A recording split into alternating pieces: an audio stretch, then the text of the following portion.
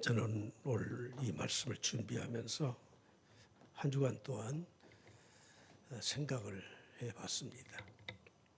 목회자가 뭐 하는 사람인가? 목회가 뭔가? 1년 동안 내 자신의 이 정체성을 올바로 가지고 1년 사역을 감당하기 위해서 목회가 뭘까? 영어에서는 페스토럴 케어라고 해요. 페스토럴 케어. 성도를 돌보는 일이죠. 요람에서 무덤까지 한평생의 모든 삶을 성도들을 위해서 영적으로, 때로는 필요에 따라서 육적으로 도와주는 게 목회 사역이라고 저는 결론을 내렸습니다. 요한삼서 1장 2절에서 말씀한 것처럼 사랑하는 자여 내 영혼이 잘됨 같이 범사가 잘되고 강건하기를 원하노라.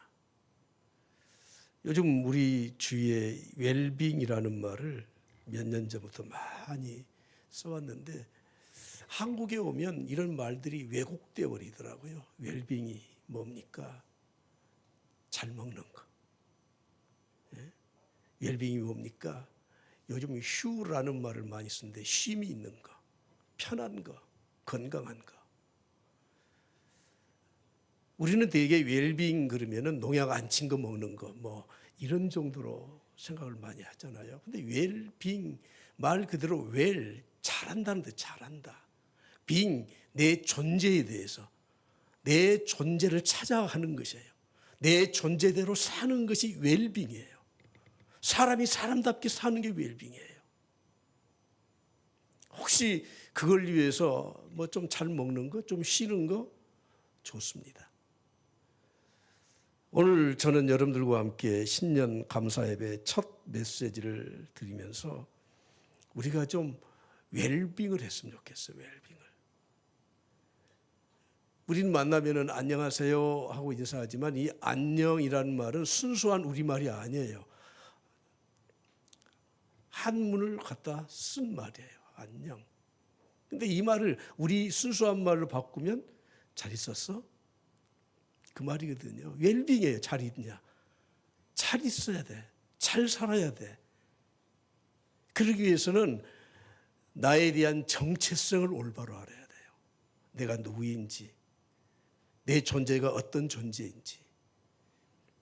제가 자주 말씀드리지만 사람들을 뭐 사회적 동물이니 뭐 경제적 동물이니 이런 말 좀 쓰지 말자고 했잖아요. 우리는 적어도 하나님이 우리를 창조하셨다는 것을 믿는 사람들은 다른 여타의 동물들, 짐승들과 다르게 창조된 존재입니다. 하나님이 손수 흙으로 빚으시고 그 코에 생기를 불어넣었어요. 우리의 존재가 어떤 존재입니까? 우리는 그들과 똑같은 동물적인 삶을 사는 게 아니에요. 좀 편하면 웰빙? 좀 잘 먹으면 웰빙? 그것이 아니고 내 정체성을 올바로 하는 겁니다. 내가 어떤 존재인가. 그런데 여러분, 내 존재를 찾았다고 해서 내가 그것을 유지하고 살아갈 수 있습니까? 그걸 뒷받침해 주는 힘이 있어야 돼. 근데 여러분, 신앙은 내가 어떤 존재인지를 분명히 하나님 말씀을 통해서 알아요. 하나님 형상대로 창조된 다른 동물들과 다른 존재. 그런데 하나님과의 관계에서 나를 뒷받침해 주신 분이 하나님이에요. 내 백그라운드가 하나님이에요. 그래서 나는 어떤 사람인가? 하나님이 나와 함께 계시다 하는 것을 확신하면서 사는 게 웰빙이에요. 웰빙. 목회가 무엇인가?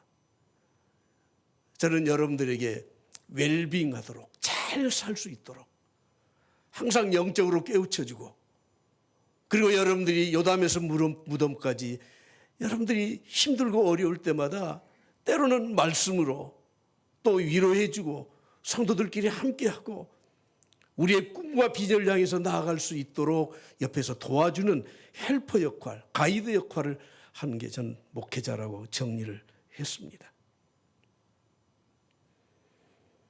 그러기 위해서 금년 우리 교회의 표를 감사를 넘어 감격으로 이렇게 정했습니다. 한번 크게 한번 해보시죠. 감사를 넘어 감격으로. 금년에 좀 이렇게 하신 분은 감격스러운 삶을 살 겁니다. 다시 한번 감사를 넘어 감격으로. 명지대학교 김정운 교수라는 분이 감탄하라 그러면 성공할 것이다 이런 주제를 가지고 전국을 휩쓸면서 강의를 하시더라고요. 하나님은 천지를 창조하실 때 매번마다 감탄을 하셨어요. 빛이 있으라. 하나님 보시기에 좋았더라. very good. 좋았더라.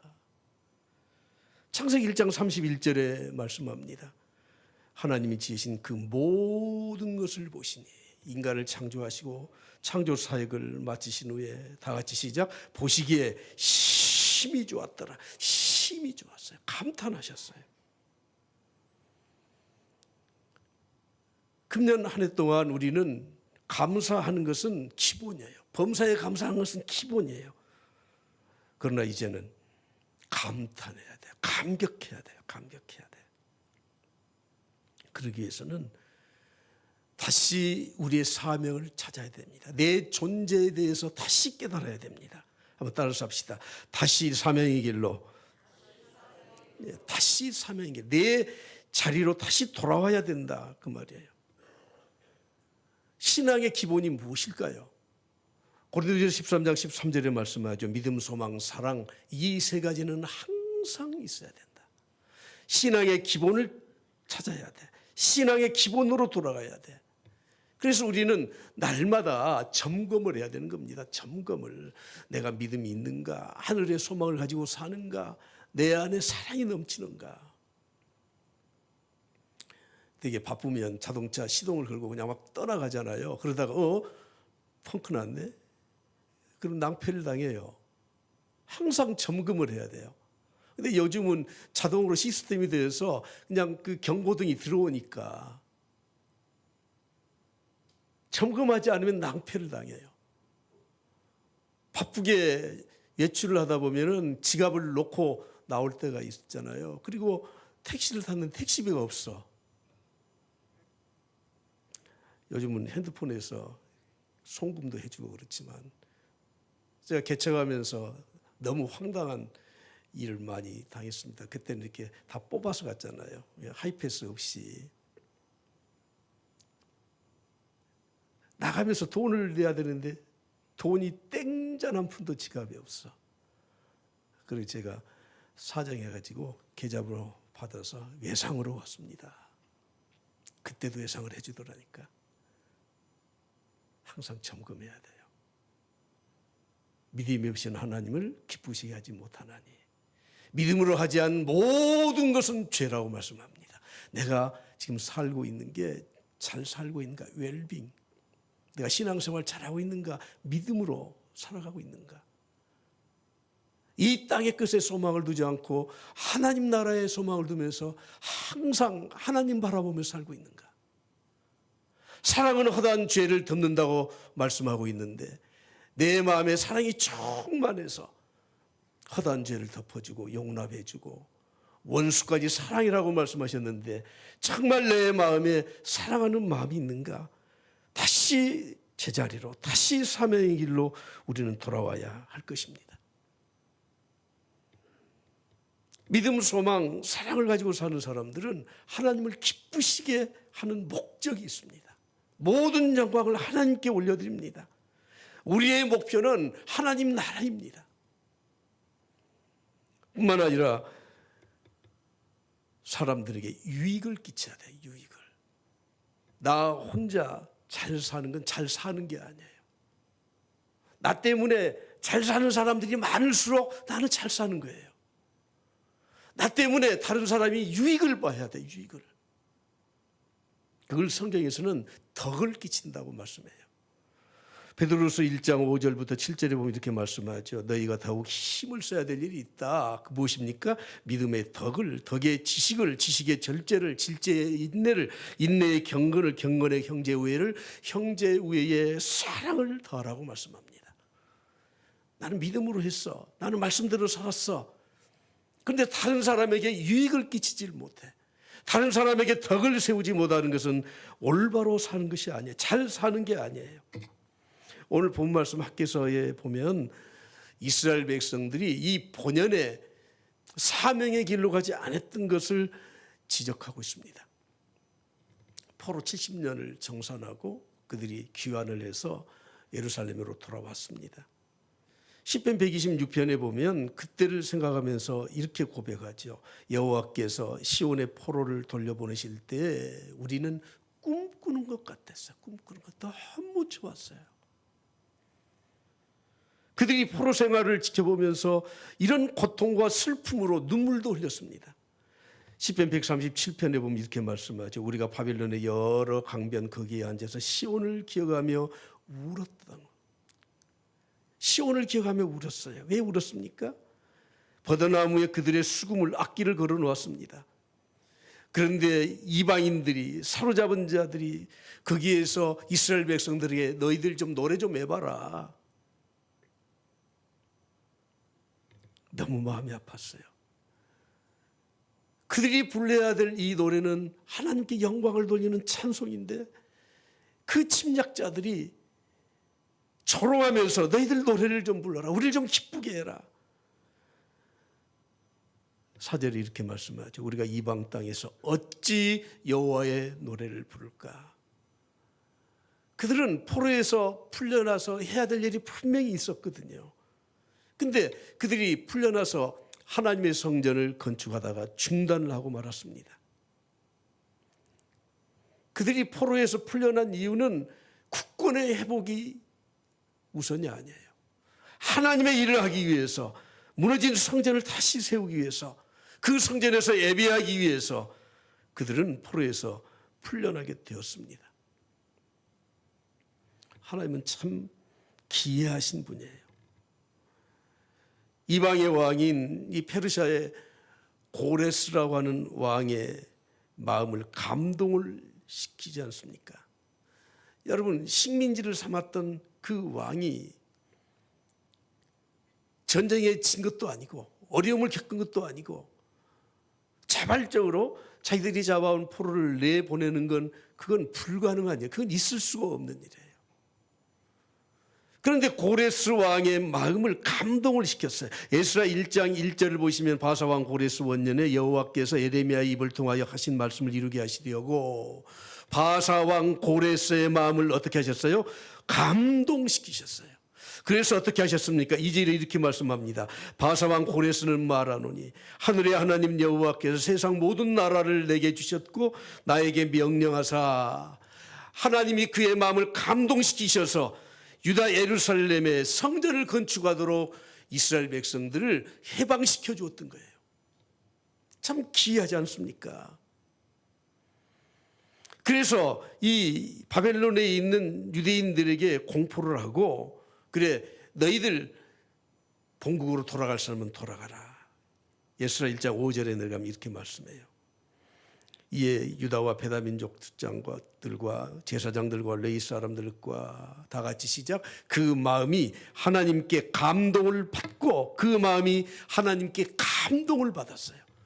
고레스 왕도 감동을 시키시고 그리고 70년 동안 포로에 잡혀와서 그들이 2세, 3세 수십만의 인구가 있었지만 그러나 감동을 받은 자들은 약 5만 정도밖에 안 돼요.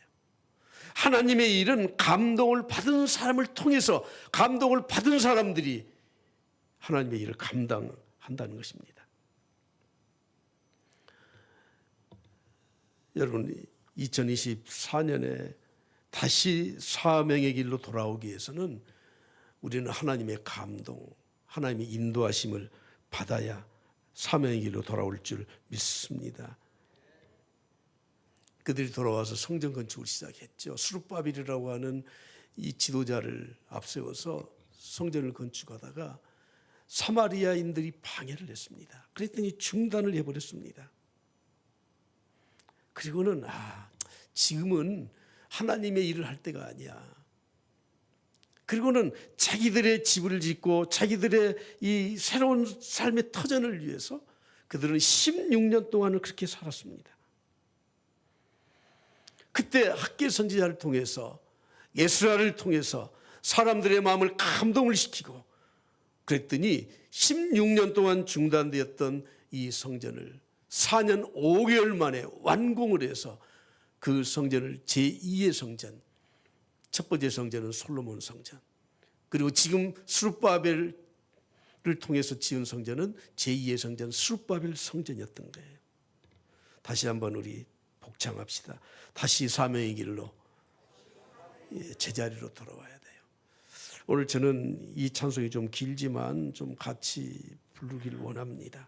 나는 예수 따라가는 십자가 군사라. 다른 사람 어찌든지 나 주님의 용사들이. 다 함께 이 찬송 한번 부르겠습니다. 다짐하면서 부릅시다.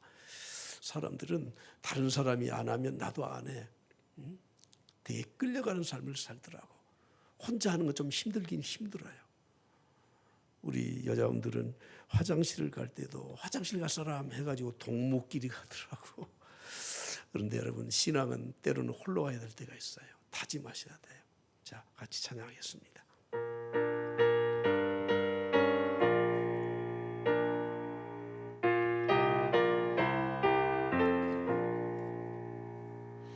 나는 예수 따라가는 십자가 군사라. 주 이름 증언하기를 왜 주저하리요. 다른 군사 피 흘리며 나가서 싸울 때 나 혼자 편히 앉아서 바라만 보리요. 다른 사람 어찌든지 나 주님의 용사되리. 나는 주의 군사되어 충성을 맹세하여 내가 승리하기까지 주 은혜로 싸우리. 주님의 용사된 내게 주의 일 맡기소서. 할렐루야. 학계 선지자는 하나님의 선지자로서 이스라엘 백성들을 어떻게 인도했습니까? 그들을 깨닫게 하고 하나님의 말씀, 하나님의 약속을 붙들도록 인도했었던 겁니다. 특히 백성들의 우선순위가 잘못되었다는 것을 지적하고 있습니다.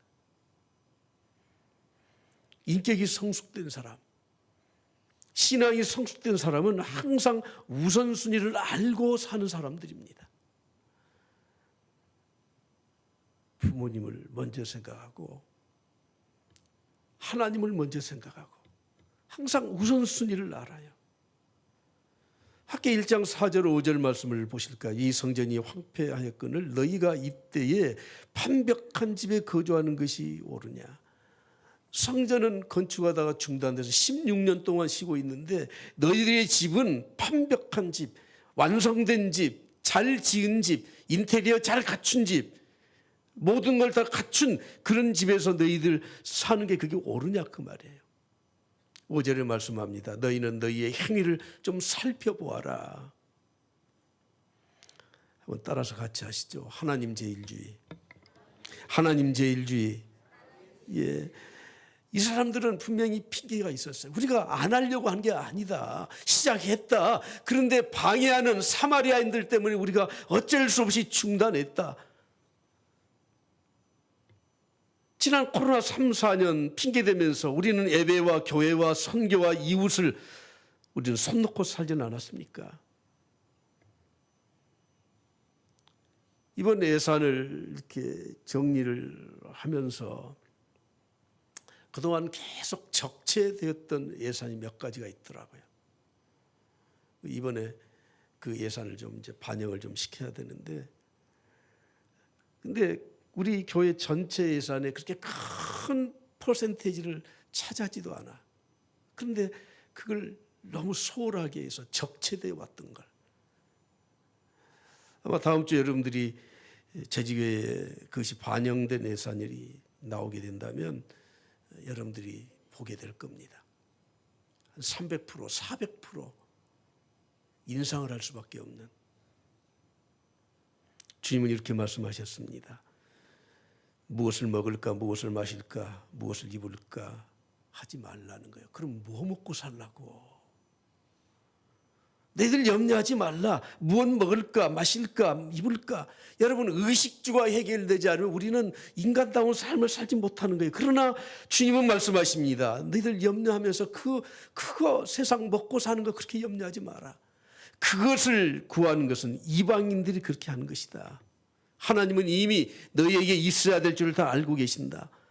33절에 이렇게 결론으로 말씀하죠. 다 같이 시작. 그런즉 너희는 먼저 그의 나라와 그의 의를 구하라. 그리하면 이 모든 것을 너희에게 더하시리라. 이 모든 것을 너희에게 더해 주실 것이다. 지난 16년 동안 그들은 하나님의 일을 손을 놓고 살았어.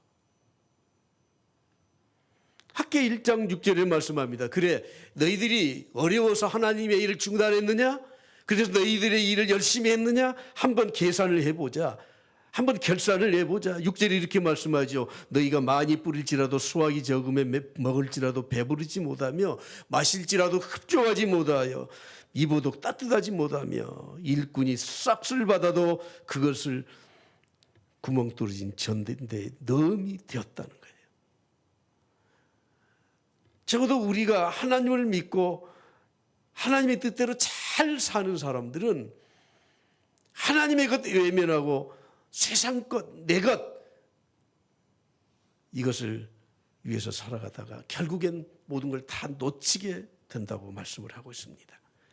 예레미야 선지자는 이스라엘 백성들에게 너희들 잘못한 것 두 가지가 있다. 첫째는 생수에 근원되는 하나님 버린 것이 첫 번째 잘못이고, 두 번째는 너희들이 스스로 웅덩이를 팠다, 우물을 팠다. 그런데 그 웅덩이는 터진 웅덩이다. 아무리 쏟아 부어봐라 남는 게 없다. 이렇게 경고하고 있지 않습니까? 우리 그리스도인들은 우리의 발을 세상에 딛고 살아도 하나님의 법도와 하나님의 은혜로 사는 사람들입니다. 사도 바울과 동역을 했던 데마라는 사람은 디모데후서 4장 10절에 보면 이 세상을 사랑하여 사도 바울을 버리고 데살로니가로 가버렸다고 말씀하지 않습니까? 학개 선지자는 하나님의 약속을 붙들 수 있도록 하나님의 말씀에 의한 약속을 제시합니다. 학개 2장 18절 19절 다 같이 봅니다. 시작. 너희는 오늘 이전을 기억하라. 아홉째 달 24일 곧 여호와의 성전 지대를 쌓던 날부터 기억하여 보라. 9월 24일 아홉째 달 24일 오늘을 기점으로 해서 이전과 이후를 비교해 보라는 거예요. 곡식종자가 아직도 창고에 있느냐? 포도나무, 무화과나무, 석류나무, 감나무의 열매를 맺지 못했다. 그러나 오늘부터 9월 24일부터 금년 2024년부터 내가 너희에게 복을 주리라. 이렇게 하나님의 약속의 말씀을 붙들고 살 것을 선포하고 있는 겁니다. 여러분, 오늘 우리는 시대와 환경에 따라서 격려하는 방법은 다르지만 지도자는, 목회자는 항상 성도들을 바로잡는 일을 하는 사람들이에요. 종교개혁자 스위스의 찌빙글리는 스위스의 베른 성당을 방문을 했습니다. 지금도 그 성당은 스위스에서 가장 웅장한 성당으로 남아 있습니다. 성당 안쪽 위를 보니까 스테인드 글라스에 아주 화려한 그림이 있었습니다. 그 그림은 이런 그림이었습니다. 하늘과 땅 사이에 수로가 놓여 있어. 그래서 저 위에 하늘에서는 하나님이 생수를 부어주셔요. 그리고 아래에서는 사람들이 와서 그 생수를 받아 마셔요. 그런데 참 이상한 장면이 중간에 있어. 중간에다 수도꼭지를 만들어 놓고 교황과 신부가 그걸 틀었다 잠궜다 하는 그림을 그려 놓았어요. 여러분, 중세에 다르게 뜬 모습이 그거죠. 교황과 신부가 자기의 마음에 들면은 수도꼭지를 틀고 마음에 들지 않으면 잠그고 사람을 차별하고. 그래서 스핑글리는 당장 화가를 불러다가 그걸 지워버리라 그랬어요. 수도꼭지 지워버리고 그냥 만들어 놓아라. 사랑하는 성도 여러분, 오늘 우리 모두는 하나님 앞에 나와야 영생의 생수를 얻게 되는 줄 믿습니다. 오늘 저는 감사를 넘어 감격으로라는 제목으로 말씀을 드리고 있습니다. 다시 한번 크게 한번 복장하시죠. 시작. 감사를 넘어 감격으로. 금년 한 해 동안 우리는 범사에 감사하는 것은 이제 기본이에요. 하나님이 심히 좋았다고 감탄하셨던 것처럼 우리도 우리의 마음속에 이 영적인 이 감격, 감동, 감탄이 우리의 신앙생활에 있길 간절히 축복합니다. 오늘 14절 말씀을 보십시오.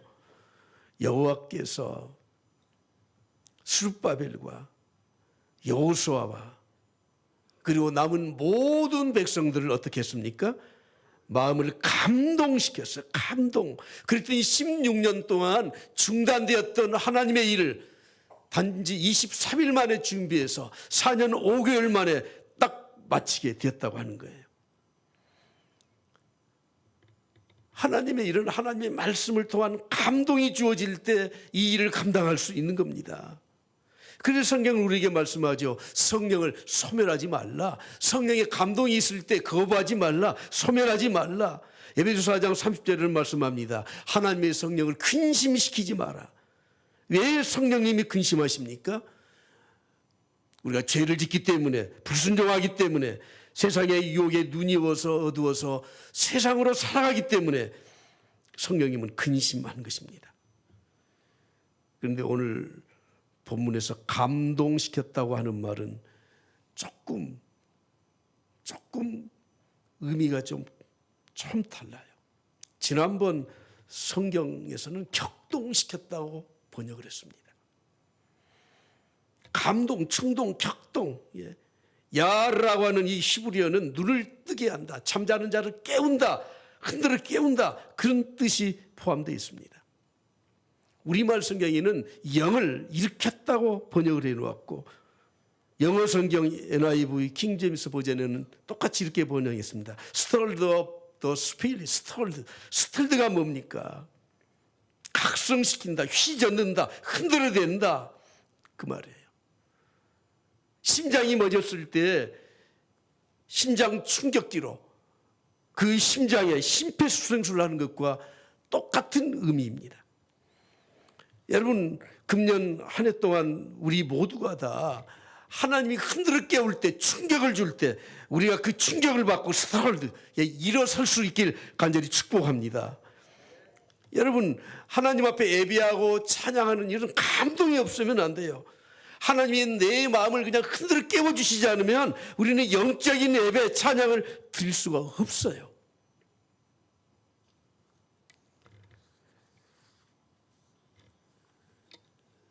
사람들이 오래 살다 보면 자기 경험이 이렇게 축적되면서 자기 나름대로 주관이라는 게 생겨요. 자기 나름대로 어떤 철학이 생겨요. 인생관이 생겨요. 그래서 누구의 말을 잘 안 들으려고 해요. 그런데 그것을 하나님에게까지 그대로 가지고 와. 하나님, 그건 하나님 말씀이시고 저는 해보니까 안 돼요. 저는 우리 성도들이 금년 1년 동안에 좀 하나님의 충격을, 하나님이 나에게 함께 하시는 휘젓는 이런 감동, 충격, 이것을 좀 다 받고 좀 깨어졌으면 좋겠어. 깨어졌으면 좋겠어. 제가 어렸을 때 저희 할아버지가 엄청 핍박을 많이 하셨습니다. 아무튼 어떻게 됐는지 모르지만 저희 아버지가 할아버지한테 이렇게 잘 못한 게 아니라 참 효자셨는데 어느 날 갑자기 돌변해가지고 예수 믿는 놈들은 다 몹쓸 놈들이다. 뭐 대비 시간이니까 다 말씀드릴 수 없고요. 느닷없이 모내기를 하려고 하는데 일하시는 우리 할아버지 집에 그 일꾼 머슴을 대동해서 오시더니 우리 아버지한테 준 논 한 떼지가 있는데 그걸 38선을 긋더라고. 그러면서 예수 믿는 놈은 이 윗 논은 이건 농사 못 지어. 우리 집에 몽둥이 들고 오셔서 장농 두들겨 패고 우리는 저녁마다 우리 어머니와 함께 손잡고 기도했습니다. 우리 어머니는 이렇게 기도했습니다. 하나님의 아들, 우리 할아버지를 하나님의 아들이라고 그러더라고. 저 아들의 돌같이 굳어진 마음을 하나님 녹여주시고 깨워주시옵소서. 저는 어렸을 때 그 기도가 뭔지도 모르고 똑같이 했습니다. 그랬더니 몇 년 못 가서 깨지더라고. 그래서 우리 집에 오셔서 마지막 여생을 마치고 세례 받으시고 우리 집에서 세상 떠나셨습니다. 금년 1년 동안은 저와 여러분 모두가 좀 하나님 앞에 끼어졌으면 합니다. 하나님이 감동을 주셔서 충격을 주셔서 진짜 복음은 뚜나미스, 다이너마이트와 같은 이 강렬한 능력으로 내 자아를 깨부셔야 돼. 그래야 웰빙이 되는 거예요. 웰빙이. 내 본연의 내 자세를, 내 존재를 찾아야 돼요. being이라는 말이 내 존재를 말하는 거 아닙니까? 좀 쉬는 거, 먹는 거, 편한 거, 건강한 거, 그 웰빙 아니에요. 내 자신을 찾아야 돼요. 그래야 잘 사는 거예요.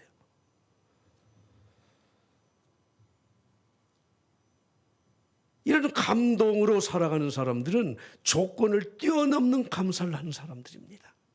시편 49편 2절에 말씀하죠. 존귀하나 깨닫지 못하는 사람은 멸망하는 짐승 같다는 거예요. 존귀하나 그걸 깨닫지 못하면 멸망하는 짐승과 같아. 사람이지만 하나님의 형상을 가지고 태어난 사람이지만 하나님을 믿는다는 성도이지만 하나님의 은혜를 깨닫지 못하면 감사하지 못하면 멸망하는 짐승과 다를 바가 없다고 말씀하지 않습니까? 하나님을 제대로 알고 은혜를 체험하는 사람만 감사할 수 있습니다. 이사야 1장에서 말씀하죠. 여호와께서 말씀하시기를 내가 자식을 양육하였거늘 그들이 나를 거역하였도다. 소도 나귀도 임자를 알고 구유도 한다. 그러나 나의 백성 이스라엘은 깨닫지 못하는도다. 깨달아야 되는 겁니다. 2024년에 하나님 은혜를 깨달은 삶을 살 수 있기를 간절히 축복합니다. 할렐루야. 평범한 감사가 아닌 감격에 넘치는 감동으로 나아가는 감사가 있기를 간절히 축복합니다. 이런 감사는 결단해야 되는 겁니다. 결단해야 돼요. 주님이 10명의 나병 환자를 고치셨습니다. 누가복음 17장 17절에 말씀합니다. 10사람이 다 깨끗함을 받지 아니하였느냐? 그 9은 도대체 어디 갔느냐? 주님께 감사하러 돌아왔던 이 나병 환자는 사마리아인 이방인이에요. 오늘 저는 여러분들과 함께 2024년에 이전과 이후를 좀 비교하면서 하나님의 은혜가 충만한 삶이었다 하는 고백이 2024년에 있기를 간절히 바랍니다. 그러기 위해서는 우린 잘 살아야 돼. 잘 사는 게 뭡니까? 내 존재가 어떤 존재인가를 알아야 돼요. 우린 피조물이기 때문에 그 존재를 알았다고 잘 살 수 없습니다. 나를 지지해주는 뒷 배경이 있어야 되는데 그것은 내 가문도 아니고 내 지식도 아니고 물질도 아니고 여호와 하나님이셔요. 그 관계를 가지고 범사에 감사할 뿐만 아니라 감동으로 감격으로 우리의 심령의 충만함으로 살아갈 수 있기를 그리스도로 간절히 축복합니다.